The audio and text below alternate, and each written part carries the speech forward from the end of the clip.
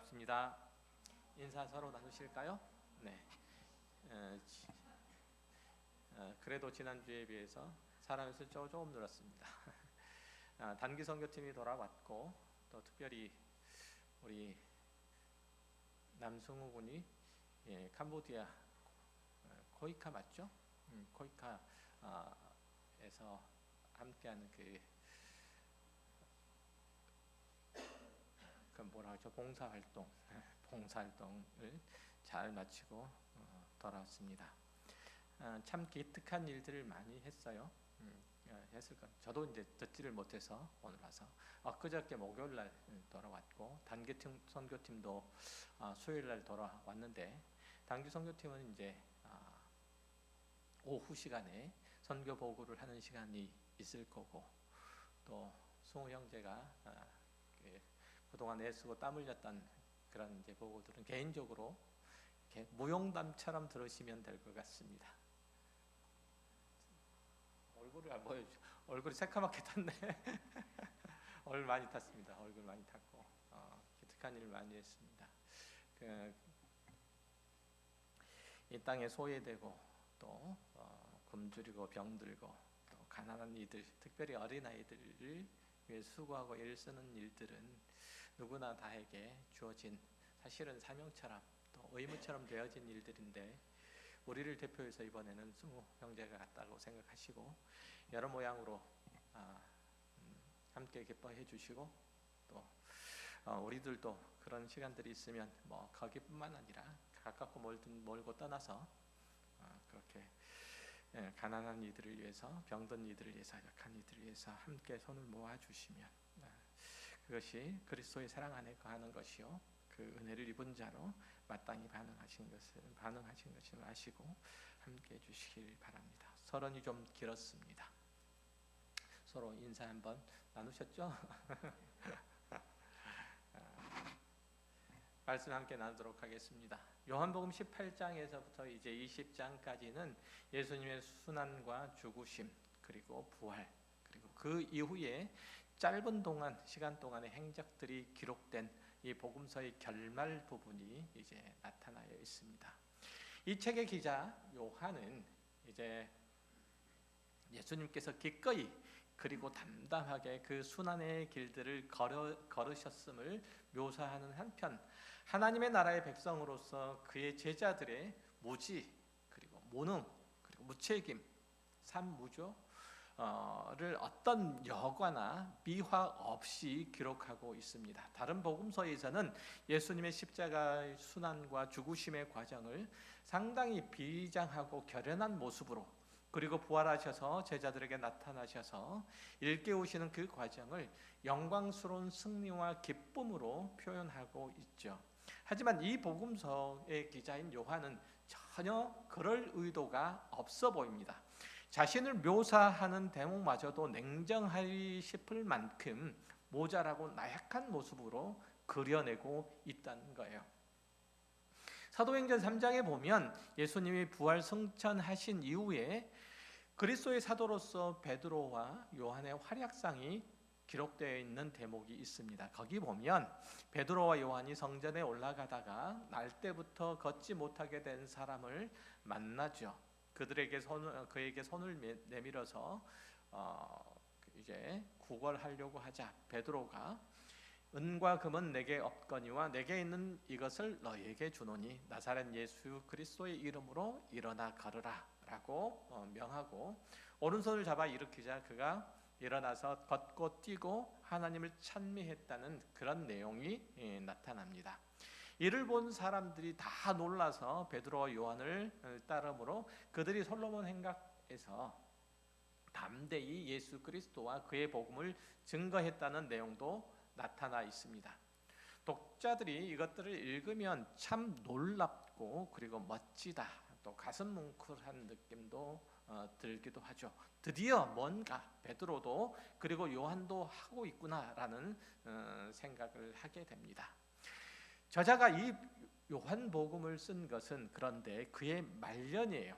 다시 말해서 방금 설명한 사도행전 3장의 기록을 다 경험했고 요한 공동체를 성공적으로 이끌고 난 이후에 사도로서의 자기 책무를 성실하게 다한 이후에 이 복음서를, 이 요한 복음서를 기록했다는 거예요. 그가 자기의 신앙과 신앙의 실패와 어려움들에 대한 경험들 속에서만 예수 그리스도의 행적을 돌아본 게 아니라 그 이후에 예수 그리스도의 부활과 오순절 성령 강림과 그리고 그로 인해서 사도들이 교회가 성령의 충만한 능력들을 힘입어서 이런 대단한 기적들을 나타낸 이후에 이 복음서를 쓴 것이라는 사실을 기억하셔야 된다는 거예요. 그게 뭐 도대체 어떻다는 거냐라고 말씀하실 수도 있지만 잘 생각을 해보면 요한이 예수님의 제자로서 실패와 실수와 좌절을 경험했던 것보다는 그 이후에 사도로서 많은 기적을 일으키고 어떤 고난과 위협들 속에서도 담대히 주의 복음을 전했던, 그리고 그의 공동체를 힘있게 이끌고 갔던 일들이 더욱 뚜렷하고 분명하게 각인되어 있을 거예요. 왜냐하면 사람은 좋은 기억을 더 많이 기억하는 법이거든요. 뿐만 아니라 그가 실패했고 좌절했고 실수했던 그것은 훨씬 이전의 일이에요. 굉장히 오래된 일들이죠. 그러니까 그가 사도로서 승리하고 성공하고 그래서 영광을 나타냈던 일들은 훨씬 더 이후의 일이에요. 그러니까 시간적으로 과거를 회상해 보면 시간적으로 가까운 기억은 승리와 영광의 기억들이고, 그리고 실패와 좌절의 기억들은 그거보다 훨씬 더 이전의 기억들이란 얘기예요. 그러면 무엇을 더 많이 기억하겠죠? 승리와 영광과 기쁨을 더 많이 기억하고 있을 거예요. 그런데 이 요한복음, 사도 요한이 말년에 기록한 이 요한복음에는 그런 승리와 기쁨과 자랑, 이런 영광들은 표현하고 있지 않다는 사실, 이게 지난주에도 제가 말씀을 드렸고 또 오늘 본문에서도 보면 다시 한번 확인할 수 있는 대목이기도 해요. 그러니까 요한복음을 기록한 이 요한이 기록한 목적을 표현한 대목에도 그런 의도가 흠뻑 드러나 있어요. 요한복음 20장 30절 이하를 보면 이렇게 기록되어 있거든요. 예수께서 제자들 앞에서 이 책에 기록되지 아니한 다른 표적도 많이 행하셨으나 오직 이것을 기록함은 너희로 예수께서 하나님의 아들 그리스도이심을 믿게 하려 함이요 또 너희로 믿고 그 이름을 힘입어 생명을 얻게 하려 함이니라 라고 얘기되어 있어요.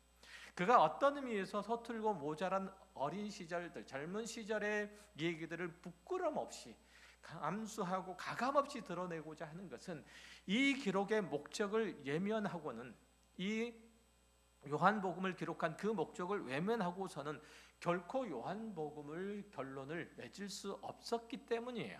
그 결론이 뭐라고요? 우리같이 연약하고 부족하고 불쌍하고 대책 없는 이들을 위해서 예수께서 오셨다는 거예요.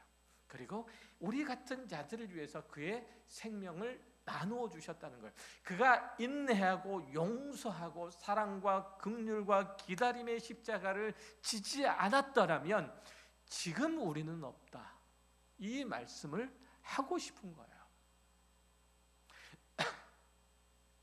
사도 요한은 본래 우리의 아들이라는 별명을 가질 만큼 성격이 급하고 혈기가 많은 사람이었어요. 누가복음 9장 51절 이하를 보면 그가 어떤 사람인지를 엿볼 수 있는 대목이 나와요. 제가 읽어드릴게요. 예수께서 승천하실 기약이 차감해 예루살렘을 향하여 올라가기로 굳게 결심하시고 사자들을 앞서 보내심에 그들이 가서 예수를 위하여 준비하려고 사마리아인의 한 마을에 들어갔더니 예수께서 예루살렘을 향하여 가시기 때문에 그들이 받아들이지 아니하는지라 제자 야고보와 요한이 이를 보고 이르되 주여 우리가 불을 명하여 하늘로부터 내려 저들을 멸하려 하기를 원하시나이까? 예수께서 돌아보시며 꾸짖으시고 함께 다른 마을로 가시니라. 예수님의 일행이 예루살렘으로 가려고 사마리아 마을을 지나려고 하는데 그 마을 사람들이 막아선 거예요. 그러자 이제 요한이 화가 나서 주님, 하늘로부터 명해서 불을 내려 이 마을을 다 불살라 버릴까요? 라고 묻는 대목이에요. 우리는 사도 요한 그러면은 조금 나약하고 그리고 약간 여리여리하고 이런 얼굴도 하얄 것 같고 그런 사랑의 사도로 알고 있고 예수님께 그 몸을 기댈 만큼 예수님과의 관계 속에서 또 사람과의 관계들 속에서 친밀하기도 해서 그런 부드럽고 연약한 이미지를 흔히 생각을 할 거예요. 그렇죠? 그렇지만 사실 그는 상당히 성급하고 그리고 저돌적인 성격을 지닌 사람임을 알 수가 있는 거죠. 이 대목에서도 보면 그런 그가 요한복음을 기록하면서 예수님의 순환과 부활과 승천 그리고 이전에 자신의 모습과 성령 강림의 모습을 이제 비교하고 드러내고 싶은 거예요. 물론 이런 요한의 의도 자체는 독자들에게 자기 변화를 설명하고 자기를 자랑하려고 하는 것이 아니라 인간이라는 존재가 어떠하며 또한 그리스도의 십자가가 그 은혜로 말미암아 그런 인간을 어떻게 변화시키고 새롭게 하시는지 어떤 인격적 변화와 신앙의 차이를 만들어내는지를 보이고자 제대로 그리고자 이것을 여과 없이 드러낸 거예요. 이해되고 잘 듣고 계세요? 잘 듣고 들으셔야 돼요. 안 그러면은 무슨 얘기하나 그래요. 그래서 이제 그를 비롯해서 모든 제자, 요한을 비롯해서 모든 제자들은 예수님이 가르치신 교훈이 아무리 훌륭하고 나타내신 기적이 아무리 놀라운 것이었더라고 해도 거기에 담겨져 있는 영적인 의미가 아무리 생명과 진리를 가득 품고 있다고 하더라도 그것을 용납하거나 이해해서 실천할 수 없는 그것을 자신의 신앙의 뿌리로 그 기반으로 사용할 수 없는 한심한 존재인지를 고발하고자 한 거예요. 간단히 말하면 나도 너희들처럼 못나고 어리석은 자였다 라고 하는 거예요. 나는 예수의 죽으심과 그 부활을 직접 보았고 그의 상처를 그의 상흔을 만져본 자 옆에 있었다 라고 그렇게 얘기를 하는 거예요. 그럼에도 불구하고 어디로 갔다고요? 그가 그 일 이후에 디베랴 바닷가로 가서 생업을 위해서 물고기를 잡았다고요. 그걸 다 잊어버리고 이 말들을 이제 하고 싶은 거예요. 하지만 요한도 그렇고 모든 그리스도인이 그런 상태에서 그의 신앙이 끝나면 무슨 의미가 있고 그의 믿음이 무슨 믿음의 결단들이 무슨 가치가 있고 힘이 있겠습니까마는 예수 그리스도께서 그의 십자가의 죽으심과 부활을 본 이후에 요한과 다른 제자들이 달라졌다는 사실을 지금 얘기를 하고 싶은 거예요. 뭐가 어떻게 달라졌다고요? 이제는 그리스도의 사도, 즉 예수 그리스도의 복음 안에서 죽고 사는 존재가 되었다라고 하는 거예요. 그렇지만 그거보다 더 중요한 사실은 복음을 전하고 그 안에서 살려고 하는 그들의 열정이나 소망이나 동력이 언제나 하나님의 주권적인 손길에 붙들려 있고 그 말씀에 길들여져서 움직이게 되었다는 점이 달라진 거예요. 이전에는 어떻다는 거예요? 열심히 있었다는 거예요? 없었다는 거예요? 이전에는 열심히 있었다는 거예요? 없었다는 거예요? 있었다는 거예요. 이전에는 열심히 있었다는 거예요. 소원이 있었다는 거예요? 없었다는 거예요? 있었다는 거예요. 열심도 있었고 주를 향한 소원도 있었어요. 그런데 이전과 지금이 달라진 게 뭐예요? 그들의 열정이나 소원, 그들이 그리스도인으로서의 그 활동하는, 행동하는 모든 동력이 이전에는 누구로부터 나왔어요? 자기로부터 나왔어요. 이제는 하나님의 주권적인 손길에 붙들려 있어요. 이 차이가 있는 거예요. 그 말씀에 길들여져 움직이고 있다는 점이 달라진 거예요. 이건 매우 중요한 우리의 신앙의 원리여야 돼요. 하지만 그리스도인들 대부분은 안 그렇잖아요. 우리는 각자의 욕심과 소원하는 바가 하나님께서 우리를 이끄시는 손길보다 항상 앞서 나가 있어요. 마치 동네에 맛을 나가는 강아지 마냥 주인보다 항상 앞서 있잖아요. 그래서 많은 성도들이 자신의 신앙으로 하나님을 기뻐하고 하나님을 기쁘시게 하고 만족해 하던 후에 자기가 얻고 싶은 것을 제시하고자 하는 마음들이 사실 많잖아요. 우리가 기도할 때 늘 그렇잖아요. 하나님, 내가 이렇게까지 했는데 하나님 도대체 나에게 해준 것은 또 뭡니까? 라는 기도를 참 많이 하잖아요. 마태복음 16장에는 우리가 너무나 잘 알고 있는 일화가 있어요. 예수님이 제자들에게 사람들이 누구라고 하더냐, 나를 누구라고 하더냐라고 이제 질문하시니까 제자들이 어찌 대답을 하죠. 주님께서는 그러면 너희들은 나를 누구라고 여기느냐라고 질문을 하자 베드로가 나서서 주는 그리스도시요 살아계신 하나님의 아들입니다 라고 대답을 하죠. 그러자 예수님께서는 바요나 시몬아 내가 복이 있도다. 이를 내게 알게 하는 혈육이 아니고 하늘에 계신 내 아버지시다. 너는 베드로라. 내가 이 반석 위에 내 교회를 세우리니 음부의 권세가 이를 당하지 못할 것이다 라는 칭찬을 받죠. 하지만 예수님께서는 유대 지도자들에게 그 이후에 그 말씀을 하신 이후에 유대 지도자들에게 고난을 받고 죽임을 당할 것이라고, 그리고 3일에 살아날 것이라고 말씀을 하시자 단박에 베드로가 다시 반응을 하죠. 마태복음 16장 22절 제가 읽어드릴게요.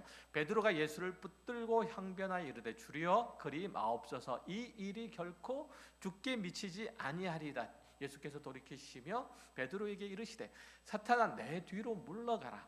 너는 나를 넘어지게 하는 자로다. 내가 하나님의 일을 생각하지 아니하고 도리어 사람의 일을 생각하는도다 하시고, 이 말씀을 곱씹으셔야 돼요. 분명히 베드로는 주님을 위했던 거예요. 주님을 생각한다고 생각했던 거예요. 주님 편을 든다고 들었던 거예요. 그런데 주님께서는 뭐라고요?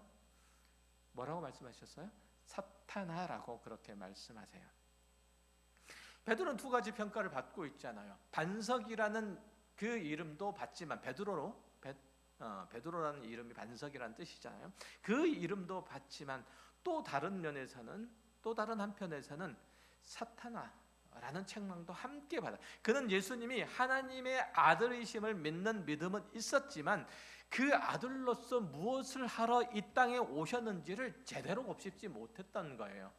우리의 연약함과 죄와 패역함 때문에 예수님이 십자가에 달려 죽으셔야 함과 그로 말미암아서 그렇게 하심으로써만 우리를 구속하시는 그리스도의 직분을 수행할 수 있음을 그는 깨닫지 못했던 거예요. 그는 나중에 예수님을 3번이나 부인하고서야 예수께서 자기를 위하여 십자가에 죽으셔야 했음을 알고 오열했던 거예요.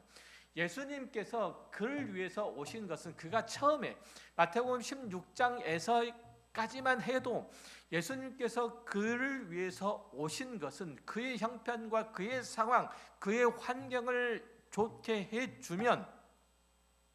해주면 그는 이제 하나님의 나라의 백성으로서 예수 그리스도의 제자로서의 그 존재와 그 역할들, 그 사명들을 충실하게 할 수 있을까라고 믿었던 거예요. 이게 베드로가 주님을 막아선 이유인 거죠. 주님 죽으시면 안 됩니다라는 거예요. 죽기 전에 뭘 해달라는 거예요. 죽으시더라도 죽기 전에 내 환경과 여건과 형편과 내 능력, 내 힘들을 키워주시고 내가 주님을 충분히 위할 만큼, 하나님 나라를 위해서 충분히 충성되게 할 만큼 나를 굳세게 만들어 주시고 내 능력이 있게 해 주시고, 그렇게 해 주셔서 그리스도의 역할들을 감당해 달라고 얘기를 하고 있는 거잖아요.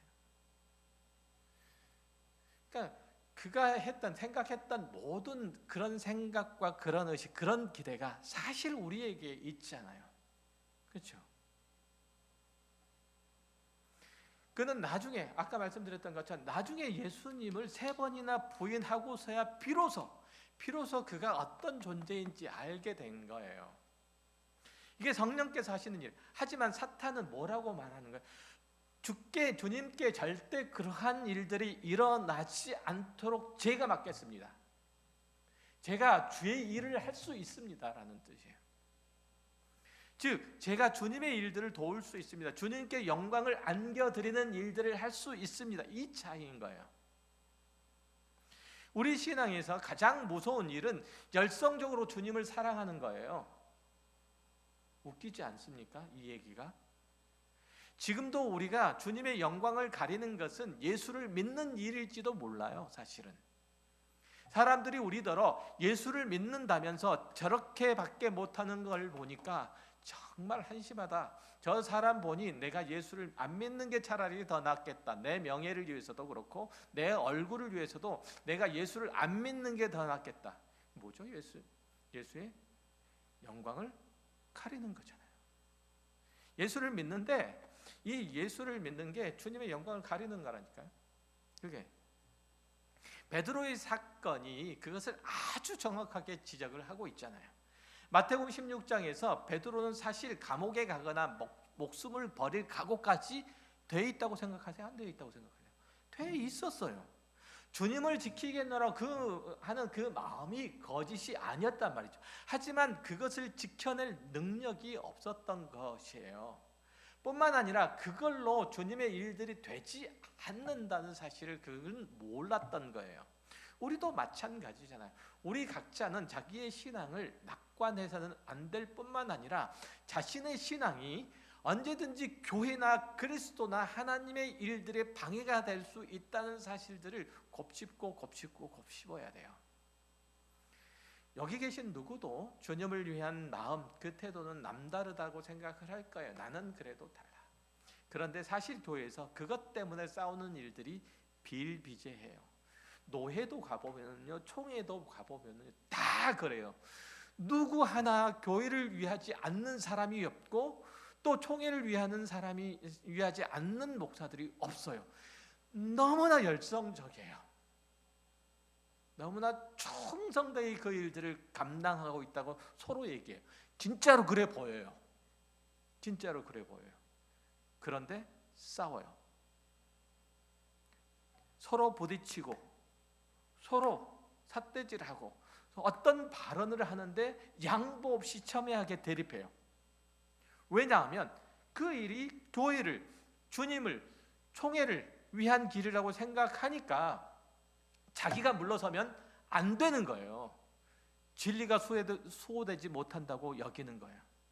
인간의 어리석음, 인간의 모자람이라고 하는 것이 여기까지예요. 여기까지. 우리는 내가 하나님 편에 서 있다고 생각을 하면 눈이 뒤집히잖아요. 주를 위하여 목숨까지 버릴 각오가 되어 있는 거예요. 그러면 말씀드렸던 것처럼 눈이 뒤집히는 거예요. 보이는 게 없는 거죠. 주를 위해서 하는 것이라고 생각하면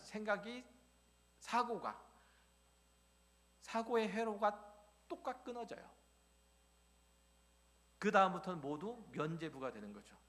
눈에 불을 켜고 덤비는 베드로를 책망하시면서 주님께서 뭐라고 말씀하셨다고요? 마태복음 16장 24절에서 이에 예수께서 제자들에게 이르시되 누구든지 나를 따라오려거든, 누구든지 내 편이 되려면, 이런 뜻이에요.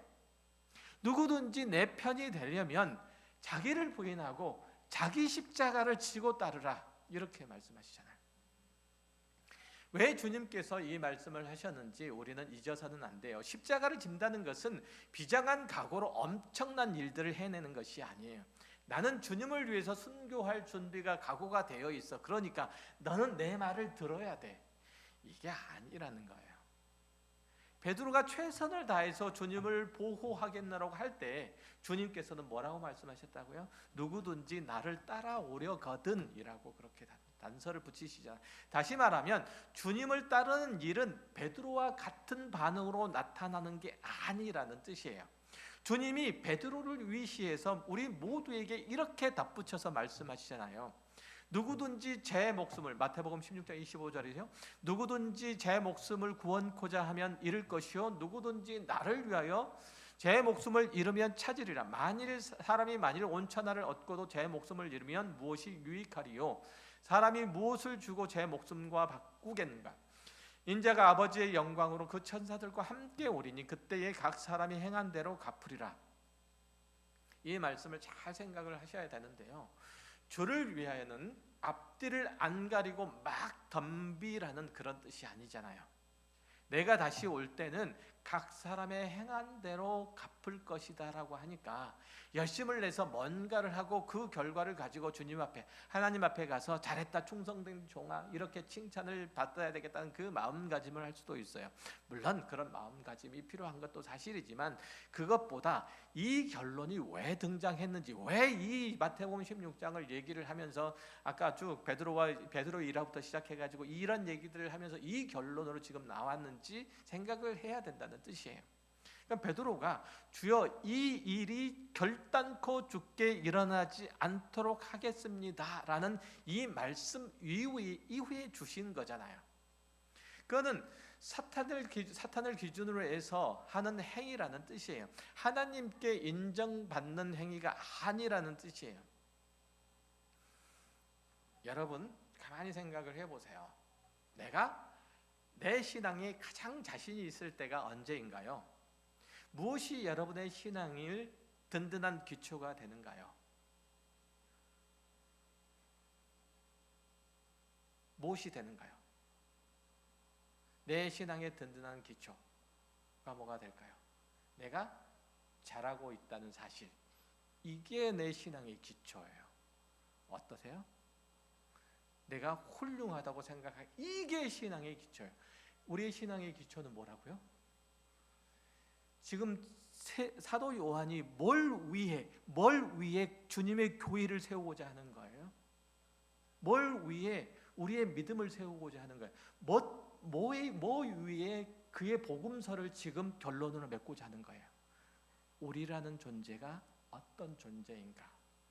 우리라는 존재를 위해서 예수 그리스도께서 오셔야만 했고, 그리고 십자가에 죽으셔야만 했다는 사실, 그리고 사흘 만에 부활하셔야만 했다는 사실을 얘기를 하고 싶은 거예요.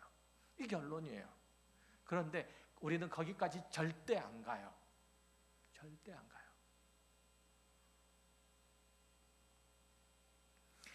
베드로의 이 충정 어린 이 고백을 거절하시면서 그것으로는 우리의 기독교 신앙이 이루어질 수 없다고 말씀하시잖아요. 그것으로는 하나님의 거룩이나 의를 이루어 간다는 것이 불가능하다는 것을 말씀하시잖아요.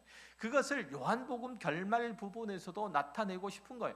요한과 함께한 모든 사람들이 사마리아를 거쳐서 예루살렘으로 가서 하나님의 뜻을 받들려고 할 때 사마리아 사람들이 그의 일행을 막아서자 화가 내서 하는 말, 아까 읽었던 것처럼 뭐였었다고요? 하늘에서 불이 내려서 이 마을들을 다 불사질러 버리기를 원하십니까? 이게 요한의 생각이에요. 우리 열심인 거예요, 사실. 우리 열심. 그렇잖아요. 그러니까 그 열심이 어디로 가냐면 절로 가가지고 절에 있는 불상 모조를 깨뜨리는 걸로 가는 거예요. 어떤 대학교가 기독교 대학교인데 거기에 천하대장군, 지하여장군이 세워져 있다고, 그 학교 입구로 안으로 들어가는 길에 어떤 열심히 있는 기독교 학생이 그 도끼를 가지고 와가지고 천하대장군, 지하여장군을 다 모조를 깨부시는 걸로, 그런 걸로 나타나는 거예요. 훌륭해 보이지 않아요? 근데 이게 신앙이라고요? 요한의 이 반응이 베드로가 예수님의 자기 예고를 막아선 것과 많이 닮아 있잖아요. 이 마을을 불살라 버릴까요? 돌아보시면 요한도 꾸짖으시잖아요. 이런 자충우돌을 하는 그런 신앙의 경험을 한 이후에 그는 할 말이 없어진 거예요. 그는 사랑 외에 다른 말을 언급할 자신도 없어진 거예요. 그래서 그가 사랑의 사도가 된 거죠. 성경이 우리에게 요구하는 것은 옳고 그름을 판단하고 그에 따라서 칼같이 행동하라는 뜻이 아니에요. 옳고 그름을 가지고 마치 망나니가 칼춤을 추듯이 그렇게 모두 다 베어내라고 하신 말씀이 아니에요. 주를 사랑하는 거예요. 목숨을 다하고 뜻을 다하고 주 하나님을 사랑하되, 그것이 반드시 어디로 나아가야 한다고요?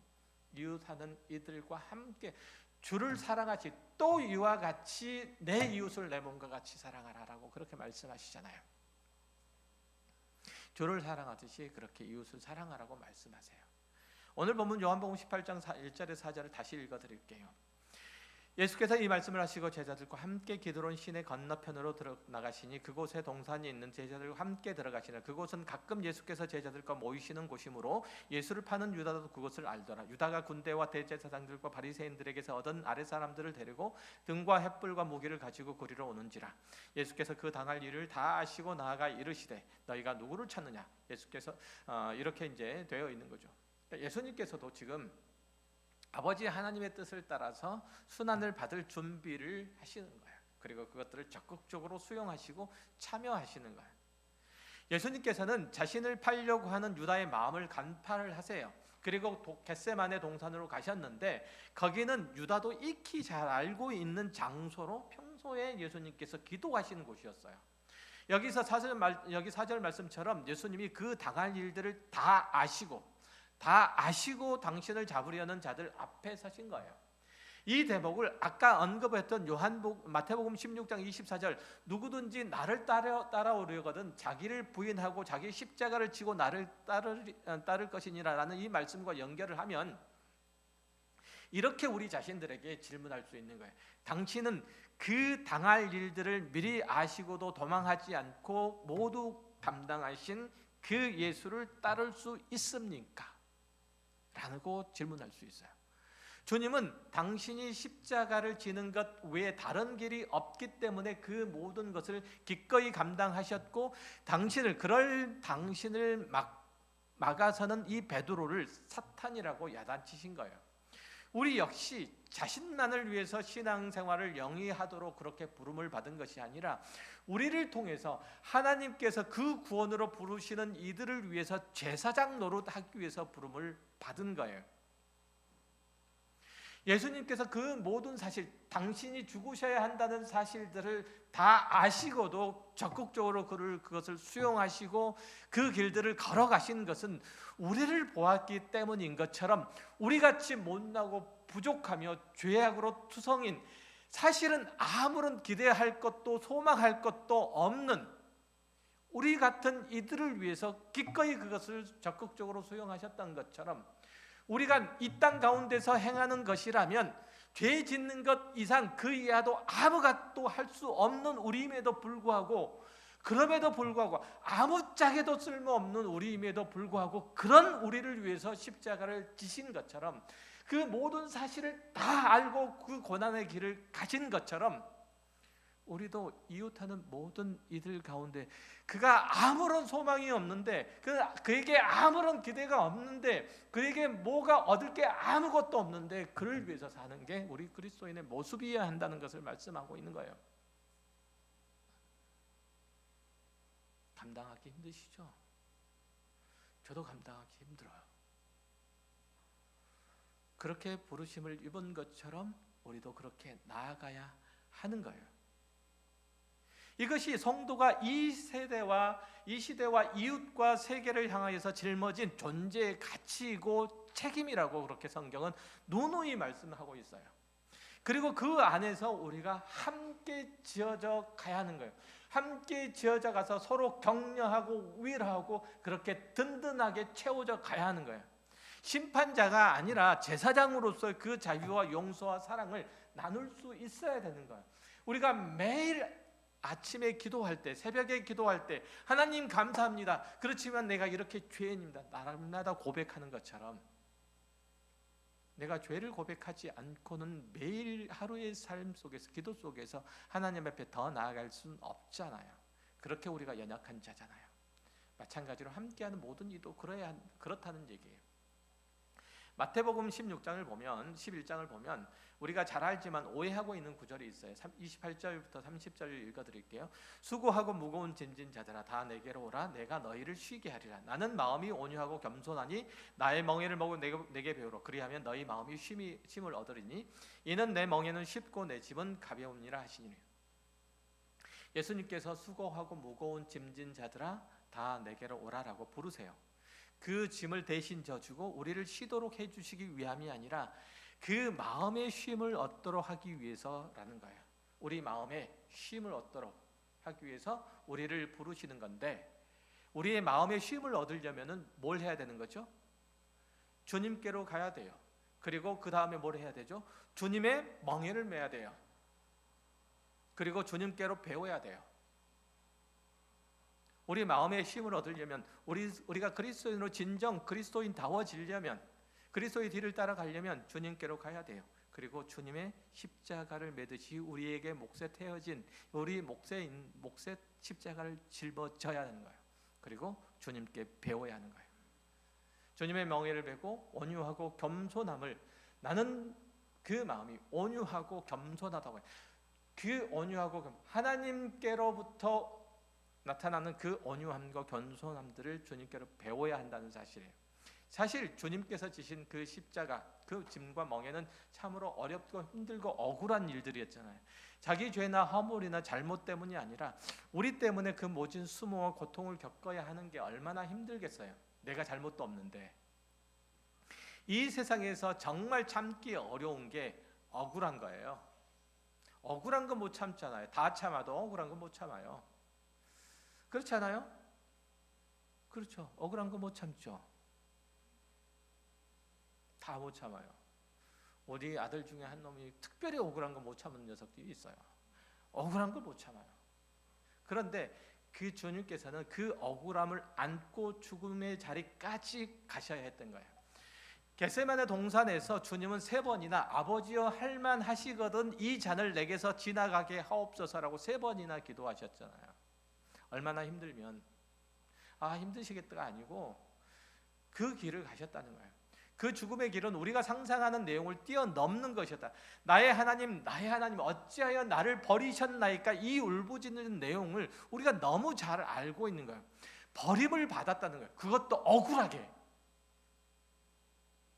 하지만 여기서는 분명히 내 멍에는 쉽고 내 짐은 가벼움이라 이렇게 말씀하시잖아요. 괜히 제자들 앞에서 허세를 부리는 그런 말씀이신가요? 그렇지 않아요. 주님께서 지신 멍에와 짐들은 그 물리적인 무게는 결코 쉽거나 가볍지 않았죠. 그 짐을 지시면서 억울해하거나 부당해하지 않으셨기 때문에 짐은 쉽고 멍에는 가볍죠.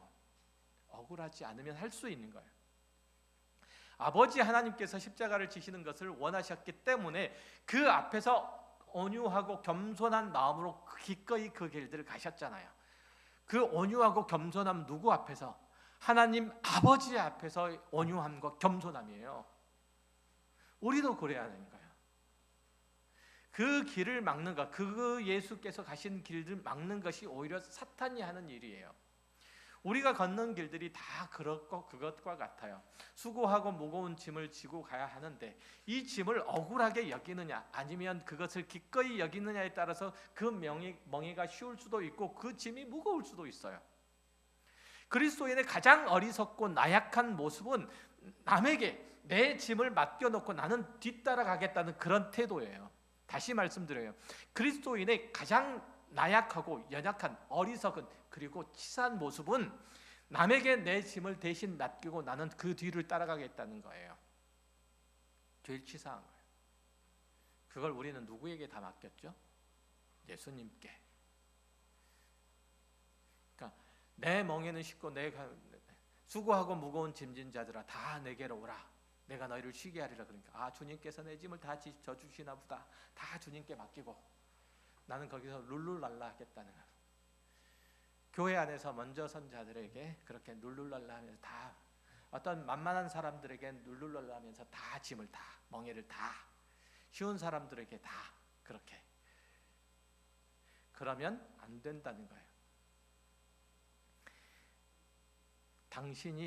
당신이 그렇게 하는 바람에 그 짐이 나에게까지 넘어왔다라는 이 푸념, 이 불만을 빼면 교회에서는 싸울 일들이 사실은 없어요.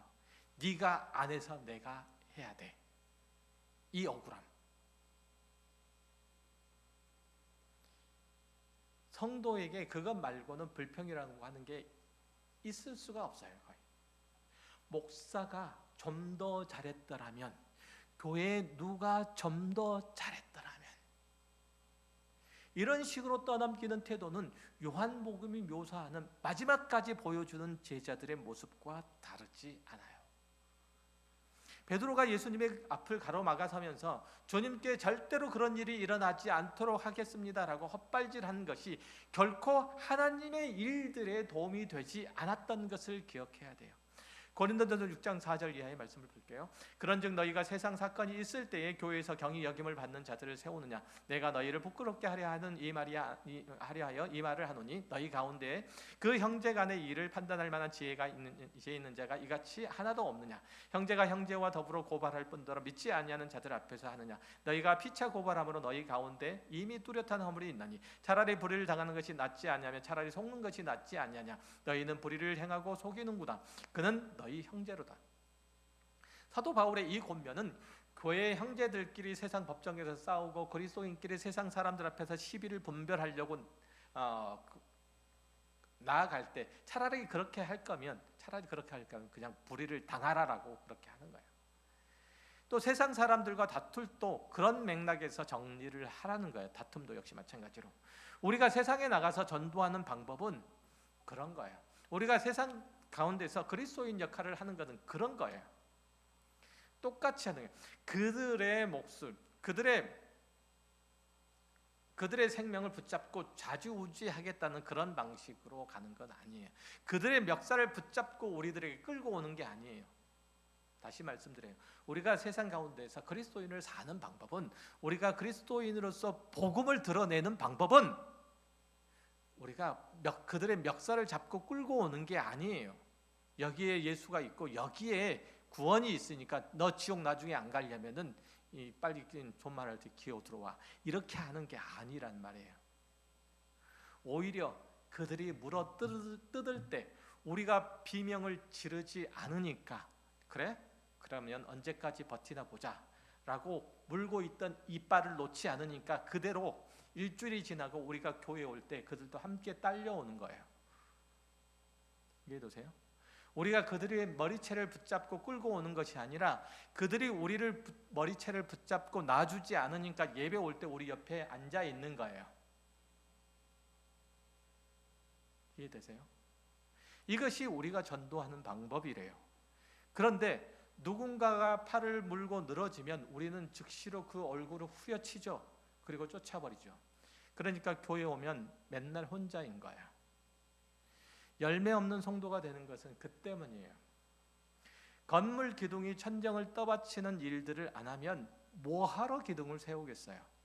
천정을 덮으려니까 기둥이 필요한 거예요. 그런데 천정이 힘들다고 툴툴거리면 기둥이 있어야 할 이유가 없는 거죠. 교회 안에서 장로와 권사와 집사가 있는 이유, 교회의 중직이 있는 이유가 그런 거예요.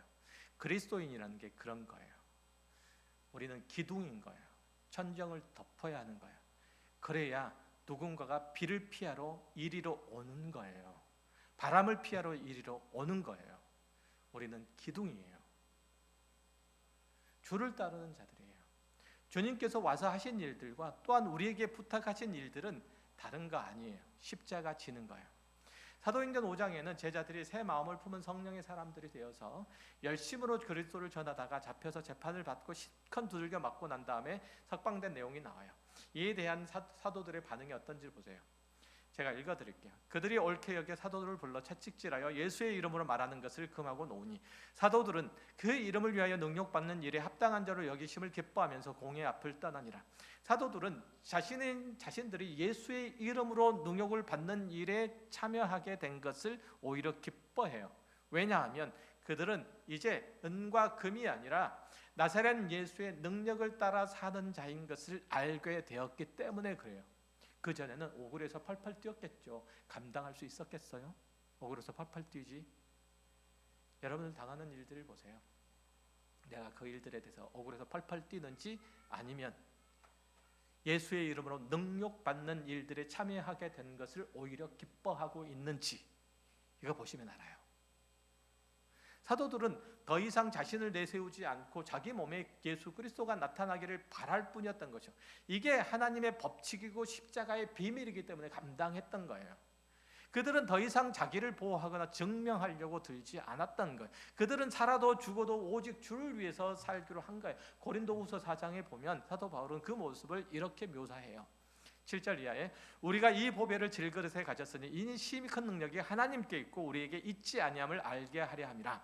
우리가 사방으로 우겨쌈을 당하여도 쌓이지 아니하며 답답한 일을 당하여도 낙심하지 아니하며 박해를 받아도 버림받지 아니하며 거꾸로 뜨림을 당하여도 망하지 아니하고 우리가 항상 예수의 죽음을 몸에 짊어짐은 예수의 생명이 또한 우리 몸에 나타나게 하려 함이라. 우리 살아있는 자가 항상 예수를 위하여 죽음에 넘겨짐은 예수의 생명이 또한 우리 죽을 육체에 나타나게 하려 함이라. 그런즉 사망은 우리 안에 역사하고 생명은 너희 안에서 역사하느니라. 어려운 얘기인가요? 간단해요. 내가 이 땅에 살아가는 일들은 예수 그리스도와 같이 내게 있는 모든 것들을 널 위해서 주기 위해서 이 땅에 살아가고 있단다 라고 사도 바울이 얘기를 하고 있고, 그 길들에 우리를 초대하고 있는 내용이에요. 하나님께서 베드로가 뽑은 검으로 당신의 일들을 이루시지 않고 그 아들 예수를 십자가에 매달므로써 그 일들을 이루어 가신다는 것. 다시 말씀드려요. 하나님께서 당신의 일들을 이루어 가시는 것, 베드로가 뽑는 그 검으로 당신의 일들을 이루어 가시지 아니하시고 예수 그리스도의 십자가로 이루어 가신다는 것. 그럼으로써 우리에게 있어야 할 것이 이 세상에서의 성공함으로써 얻어지는 것이 아니라 하나님의 나라의 백성으로서 그 나라의 법을 따라 살기를 소망하고 기꺼이 십자가 아래서 우리 각자가 죽음으로써 얻어지는 것들을 하게 하시는 거예요. 우리가 해야 될 것은 다 그건 거예요. 예수 그리스도의 십자가에서 자신을 계속 확인하고 그 십자가 아래서 자신을 계속 내려놓는 거예요. 우리의 마음과 뜻과 정성을 모두 십자가 거기에 놓아두는 거예요. 우리의 모든 상황과 모든 형편 그리고 모든 주어진 일들, 우리가 나타내야 될 그리스도인으로서의 힘과 능력을 예수 그리스도의 보혈로만 나타난다는 것, 이것이 우리의 신앙의 고백의 내용들이어야 돼요. 주님은 당신의 삶에서 당하는 모든 억울하고 그리고 분한 일들을 삼키셨고, 그런 상황에서도 끝까지 섬기기를, 우리 섬기기를 마다하지 아니하시고 자신을 향해서, 당신을 향해서 악을 행하는 자들 위해서 끝까지 기도하시고 끝까지 목숨까지 내어놓으셨잖아요. 사도 요한이 왜 그의 복음서를 이렇게까지 하면서 끝낼 수밖에 없었는지를 설명을 지금 우리는 생각을 해봐야 된다는 거예요. 제자들이 잘하거나 잘할 가능성이 있어서가 아니라 당신의 죽으심으로써 그들을 고쳐내시기를, 그 보내신 사도다울 때까지, 제자다울 때까지 그 일들을 멈추지 않았음을 경험했기 때문에 그 일을 얘기를 하고 있는 거예요.